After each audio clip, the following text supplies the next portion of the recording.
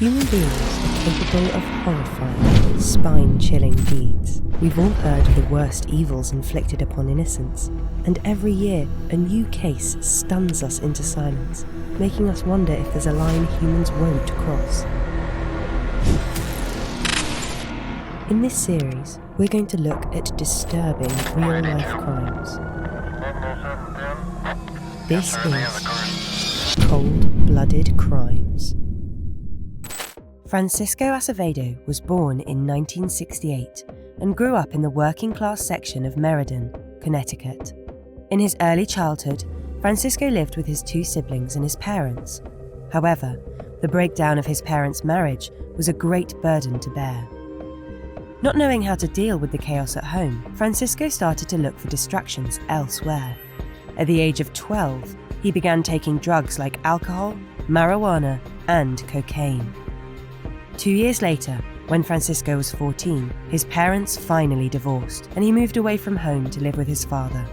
This only made matters worse for his behavior.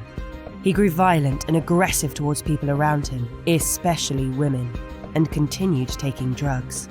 He ended up dropping out of Platt High School in his freshman year. He went on to work as a labourer, though he later earned an equivalency diploma. Francisco got a kick out of harassing women, and on July 3rd, 1986, he took it too far. He was working as a labourer and was given access to the company truck. On his way from work, he picked up a girl and drove her to a secluded area. The girl assumed this would be a regular hookup, and she would get something out of it. Unfortunately for her, Francisco had other plans. He got aggressive, then tied her hands behind her back, blindfolded her, and took advantage of her. When he was done, he drove back to town, but on the way, his truck got stuck. Instead of letting the girl go, he assaulted the girl for a second time. When he fell asleep, the girl saw her chance. She managed to flee and reach for help. She reported Francisco to the police. He was arrested and taken to court. He pleaded guilty to first-degree sexual assault and second-degree larceny. He was sentenced to 10 years in prison. Francisco was only 18 when this happened, and he was already a convicted rapist. He only ended up spending a few years in jail, however, and was released sometime in the middle of 1988. Coming out of jail, Francisco was worse than he was when he went in. 8 months after his release, Francisco went back to his dark ways. He met 26-year-old Maria Ramos, a prostitute in the Bronx. He asked for her services and lured her to a remote industrial area. Once there, Francisco raped and beat up Maria, but unlike the previous girl, he couldn't let her get away. Francisco strangled her and, in a sick act, tied her and left her facing upwards. Maria was found by the police. However, Francisco was able to get away. This was the first in a series of equally perverted murders. The next murder took place 2 years later on March 28, 1991. Tawana Hodges was 28 at the time and also working as a prostitute in the Bronx. Francisco followed the previous pattern, luring her to a remote industrial area and then assaulting and strangling her. He posed her dead body the same way he did Maria's. The last and final murder was in Greenberg. 30-year-old Kimberly Moore was not openly known as a prostitute. On May 24, 1996, she met Francisco and the two got a room together for the night. By the morning, Kimberly had suffered the same fate as Maria and Tawana: raped, beaten, and murdered. The police had no clue who had committed the crimes, but they were able to link the 3 murders by the way they were staged. All 3 women were found naked, bound by their hands, and facing up.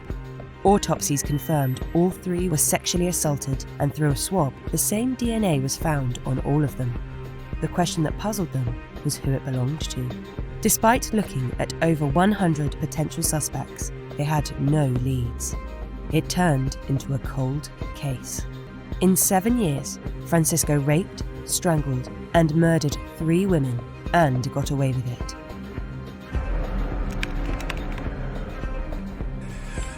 Francisco continued working odd jobs, knowing he got away with the murders.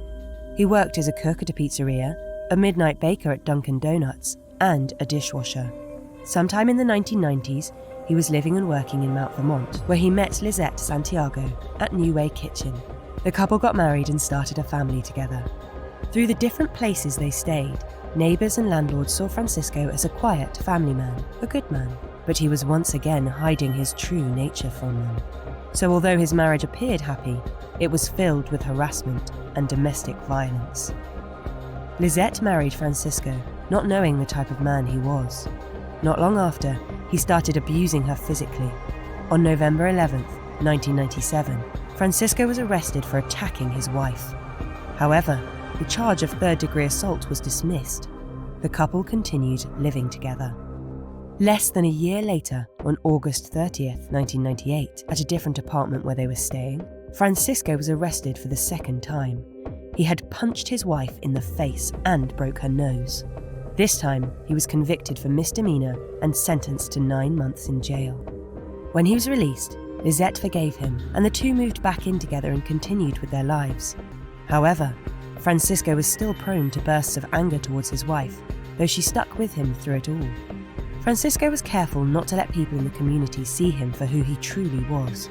Though on one occasion, while living in Bay Shore, he had a confrontation with another tenant and his wife. They caught a glimpse of how unpleasant he was capable of being. Francisco was living his life, knowing he got away with horrendous crimes. But his time was up. In April 2010, at 43 years old, almost 20 years after his killing spree, he was finally arrested. The initial arrest was made on a drunken driving charge, and he was sent to prison. While in prison, Francisco voluntarily submitted a DNA sample as part of a parole application. He was soon released, but it was the DNA sample he left that was about to get him caught. The sample made a hit on the state's database, matching the DNA found on the bodies of 3 women that were murdered in Yonkers. The police were shocked to find out who the real perpetrator was. Francisco was never suspected by the police, and as they stated, he didn't match the image they expected of a serial killer. Francisco was then arrested and charged with 3 counts of rape and murder. Throughout his trial, he maintained he was innocent and had nothing to do with the rape and murders of these women. However, the DNA evidence was undeniable. An expert testified in court that it was statistically impossible for the DNA to be anyone but Francisco's. An ex-clerk, Carlos Gonzalez, who worked at the motel Kimberly was found at, testified to having seen Kimberly and Francisco the night before, and they went up to a room together.